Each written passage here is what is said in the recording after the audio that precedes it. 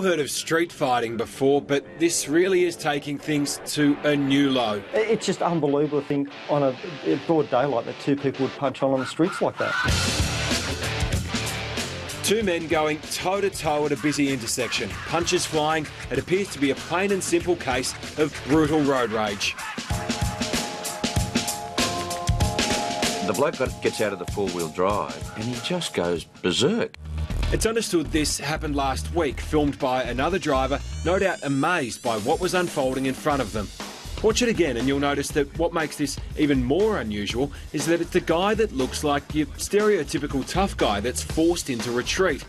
We showed it to motoring expert James Stewart from Driving Solutions. You've got an older guy in a Mercedes four-wheel drive and what looks like a younger bloke covered in tats, but he's the one that cops it. Yeah, look, if you had to put money on who started and what started, it'd be a totally different impression, but I guess it shows that you shouldn't pick on anyone on the road. You just don't really know who's in what car beside you when you're out there. It does indicate that you can have lots of tats, attend the gym for most of your life and wear a ponytail and it doesn't make you too tough. We'll get to the stage where we're... It's actually radio host Chris Smith that you can hear in the background of the clip. You're not going to make them better drivers because you punch their head in, but this bloke needs to go to jail. He needs to get some time to cool off. He believes the more important thing is for good drivers not to engage with people who lose the plot when driving. When it comes to bad drivers, you're never going to change a bad driver by belting him in the head.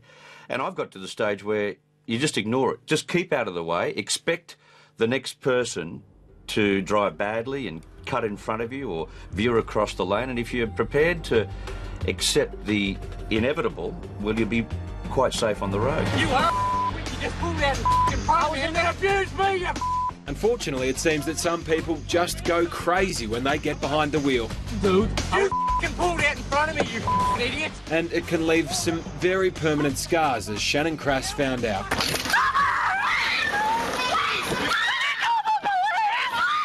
I remember just the blood on my husband's head, on his temple.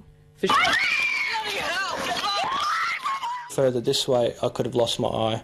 A little higher up, I would have struck a major artery and I could have bled out. Dr. Darryl Cross is a psychologist and says often it only takes the slightest little incident to trigger a mental snap in a driver. Their brain goes wild and they say things like, how dare they can't do this to me, who do they think they are? And so their brain races. When their brain races, then their body follows and they act inappropriately and irrationally. You don't know what the next step is. Do they have a baseball bat in the back of their car? You know, the old steering locks. What's the next weapon that they might pull out? Even, you know, there's been cases where people have been stabbed with screwdrivers. And unfortunately, this isn't an issue that's going away. It's one of those things with congestion getting worse and worse on our roads today. More people out there, more anger, people running late. It's definitely a sign of the times.